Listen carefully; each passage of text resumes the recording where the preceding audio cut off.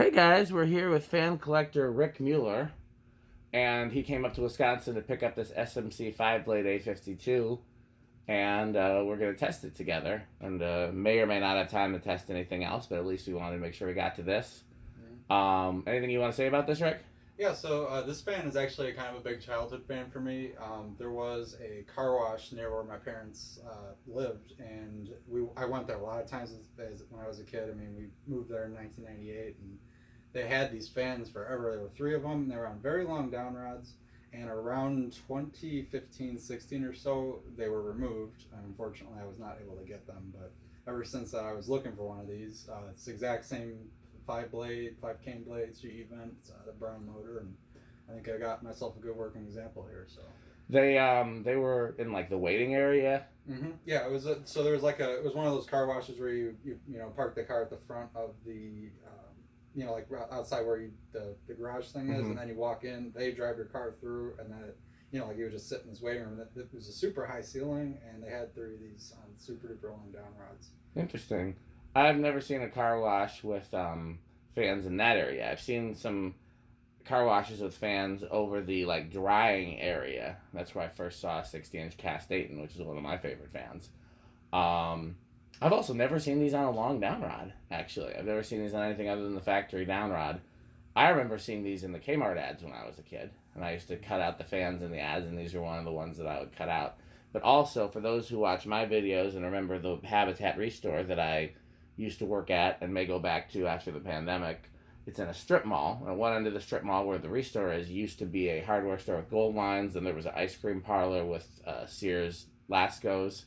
All the way at the other end of the strip mall was a furniture store called the Comfort Shop, and it had very high ceilings, I guess as high as whatever the highest ceilings are in the back of the Restore because it was open, and they had a whole bunch of these on the high ceilings on the factory down rods, and I think that's the only place I've ever seen them installed outside of like residential. And I liked them, and then when I started collecting, I found an F52, and I didn't understand why it looked different than what I remember from my childhood. I didn't realize there was a difference because I thought the A52s were all 4 blades and the F52s were all 5 blades.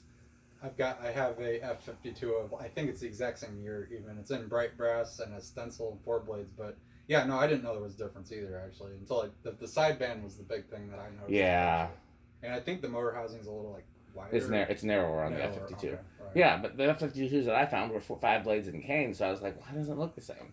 But yeah, I like F52s or A52s in pretty much all variations. My favorite childhood A52 was polished brass 3-speed 4 blades with the tight weave cane, and then the like bell-shaped bell canopy. It's one of the few fans I like in polished brass. I've got a few videos of them, but I'm still looking for that version. The videos I have, there's one in the house. So let's check this out. Let's see how it does. So I don't know, Rick's never seen the test rig in person before, so I'm going to do it, and I'll explain it to him. So, I guess I'll show the peoples. This is the test rig. It's kind of messy over here, so we're not going to look that close at it. But this is a decade capacitor. Its capacitor values from 0 to 10. Then this is a 10 microfarad and a 20 microfarad, so we can add 10 and 10 to 20 and add another 20 and get up to 40. We can bypass that and do the solid state control instead. And then over here we have the kilowatt, which measures all sorts of things. Uh-oh, come on, phone case. Looks like I gotta tighten this. It's kilowatt measures all sorts of The voltage or the current rating. Yeah, we can do there we go. Amps, watts, power factor, hertz. One other thing I wanted to show real quick before we start is we got they actually were able to include the original instructions. Bring it a little closer to the camera. I don't know if that's. It's in camera. Hold it up a little higher. Higher? Yep. Yeah. So that's for models A52M, A52VM. Oh, and the F52 uses the same manual, and the W52, which is the wood housing one, uses the same manual. I bet you this is an A52VM because it's we got 5 blades. So right. Yeah, I think you're probably. So, right. But what's the M stand for? That's a good question. I would like to know that. I'm not sure. So I'm trying to think what would differentiate it with previous A52s, either that it's 3-speed and not variable, or that it's ball socket. Maybe this is the previous. Yeah, it could be something like that. I have no idea. To be honest with you. I always just call them A52 because I didn't know there was. Yeah, I didn't know there was more. We've learned something already. All right. So, Yeah, no. Interestingly, the previous owner of this fan, they had just moved into the house, and this fan they didn't want, and were going to sell it. But the person that owned the home before them must have saved this because she had it with the paperwork from the house. So it's kind of pretty neat cool. that somebody saved that. The only thing I don't like about these is that the blades are a little cheaper looking than the older ones. Yeah, that's fair. I wonder if you could put the older blades on it. I think those are a little wider. I wonder if they made any of them. No, they must not have because the last of the A52s with 4 blades have the cheaper blades too. But I wonder if this is gonna be one of those SMCs that draws more current on low than on medium. That's a good point. I've never understood why that is. I'm sure it has to do with how they engage the coils because it uses coils for speeds. Mm-hmm. So it's 0.53 amps, 34 watts, power factor of about a half. You want to take us to medium? Mm-hmm. Now, that's a good low speed. That's what I would pick. That's a lot better low speed than I would have thought, to be honest with you. The funny thing is the ones that were in my childhood SMCs were always on like either high or medium maybe. And so I never really even knew what the low speed would look like. But how did you know they were a 5-blade then? Oh, because I mean, I could see them. I could tell just from. Well, eventually they were off. Yeah. Like, in later years, they were not on all the time, but I only saw them ever run on medium. So it does in fact draw less current on medium, 0.46 amps, 52 watts, and a much higher power factor. So it draws less. It draws more current, but it draws fewer watts in medium. And that's compared to low speed? Yeah. Wow. I never fully understood that myself. So cheaper motors, instead of using capacitors to get different speeds like we do with the test rig, cheaper motors will just have different coils that are either wired in series, so then it's acting like a speed coil, or you just have different motor coils that act as different speeds. Mm-hmm. And I'm wondering if, like, for low on these, they engage 2 different coils at the same time that kind of counter each other or something. I don't know. I'd have to open one up and really look at how it's wound. But it's definitely curious to me. Oh, it's okay. Let's go up the high. Yeah.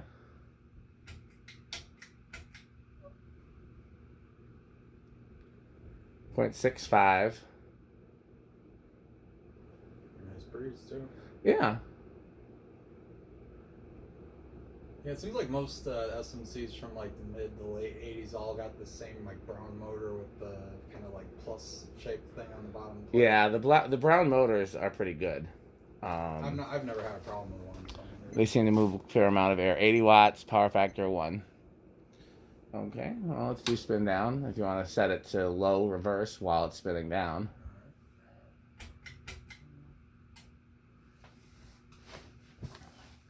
This is one of those SMCs where the reverse switch points in the opposite direction that it spins. I was thinking about that when when you mentioned that before, and I was like, well, what difference does it make? They don't just put them in whatever way at the factory? And then I thought about it. No, most people don't know which way is correct. Which way should be going depending on the season, yeah. I always would have preferred that it's, because this one goes side to side, I would have preferred that it points like the way that it's going on that side. Oh. See what I'm, just so it's a visual thing, like you could see that it's, but I mean, I know with SMCs it's opposite usually. Yeah, I'm used to them being up and down, and usually up is updraft and down is downdraft, but sometimes that's reversed. Even that's been reversed. I've got a CEC Georgia, and that's opposite like that. You yeah. Push up and it's downdraft. This is a pretty good spin down. Yeah. People say SMC bearings are crappy, but my experience is they get rough and noisy, but they don't. I think it's a sound thing more than anything. In terms of like spin down, like the other, I've got a couple other SMCs with brown motors like that, and they're all not bad considering. Okay. Reverse. 0.52. Same. It's going to be the same because again, cheaper motors don't use capacitor for reverse. They reverse the polarity of one of the coils. 35 watts. Power factor of just over half. Whenever you're ready, you can take it to medium.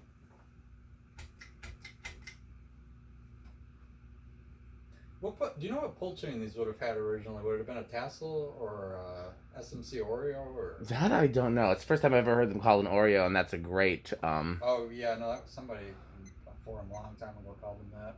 I have a bunch of them. That's probably what I was gonna put on here. I was like manufacturer pull chains. Go ahead and take it to high.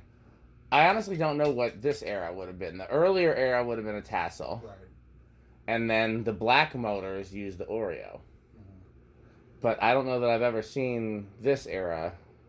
I'm not sure. I might have something from this era in the box, and I can look and see. Interesting to see. I'm trying to think if I do. I know I have a couple of 0.75. Is that different in reverse? I feel that seems higher. I think it is a little bit higher. I thought it was high 60s maybe. 90 watts. Power factor 1. Yeah, it does seem like it's a little different in reverse. Okay. You know what else is interesting is I'm not seeing any wobble. No, normally fans wobble more in reverse. Do me a favor, hit the reverse switch. Right. But what I noticed about this is a few of the blades are slightly warped and they're warped up, which is much better than warped down. Right. So that's probably why. That's You can stop. We already let it. Yeah, we already let it spin down, so we can stop it. So, what capacitor value do you think it's going to start on? Pete and I usually take bets. Okay. What's a common one like that would normally start on? Just like a common one in general across the board, not specific to any type of fan, would be like 4 or 5. Okay. Certain spinner motor fans tend to be a little lower. Shaded pull fans tend to be a lot higher. I would say maybe what, 3.5 maybe. And we don't have halves. We could, 3. but we don't. So let's say he's gonna say 3. Say 3. I'll say 2. All right. So let's see. 1, 2. It budged, but it stopped. Yeah. I think he actually won. No. Nope. Okay, well I'm gonna change mine to 4. That's cheating. So if you wanted to use this on a capacitor-based wall control, the lowest that the value could be is a 4. And if you're not making your own wall controls, which gets complicated, Emerson has wall controls that start on 4. Most wall controls start on 5 or 6, and I know I've got an old Fasco variable speed one from there, like 1980 or something. I think that one starts at probably 5-ish. It's a 4-speed or a 3-speed? No, it's or? a variable. Well, that's different. That's not. That doesn't use capacitors. Okay, so that's, okay. Well, here's. But we'll get to that in a second. The only issue, because you can use those as long as it's not noisy. Well, I mean, you can use it if it's noisy. I actually did try running a Brown motor SMC, and it sounds like a beehive. Right? Well, I mean, sometimes they're different. 6. Yeah. So let's see. Oh, it didn't actually click the 6. That's 6. I think 5 is probably a good low speed too. 6. 6 isn't bad. It's a little fast if you want like an aesthetic. That's more like a 90s SMC low right there. Yeah. 7. 8. 9. Just starting to hear it hum tiny bit. I can't hear it. I can hear the Emerson behind it louder than it. No, it's not much. It's honestly pretty quiet. 12.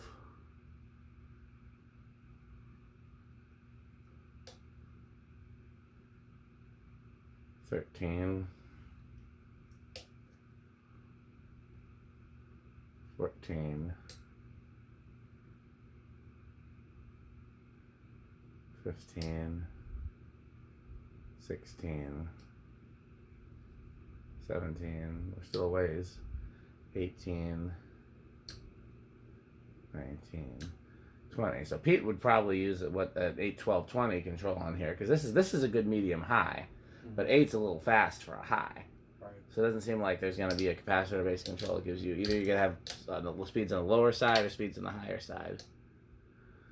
I don't generally care that much about over 20 because you're not going to use the control over 20, but I do like to see where it goes over. You remember what this one did on high?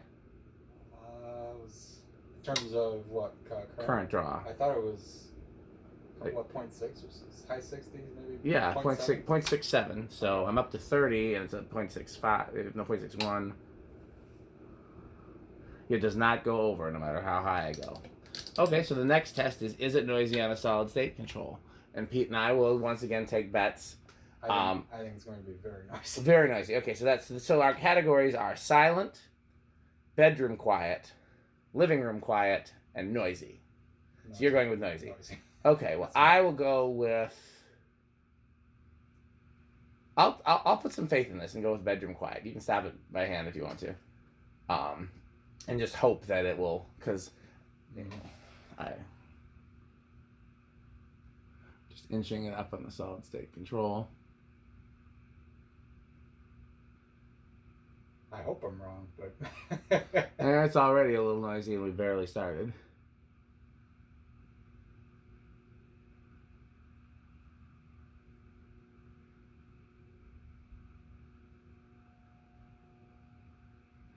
Yeah, we're out of the bedroom quiet category.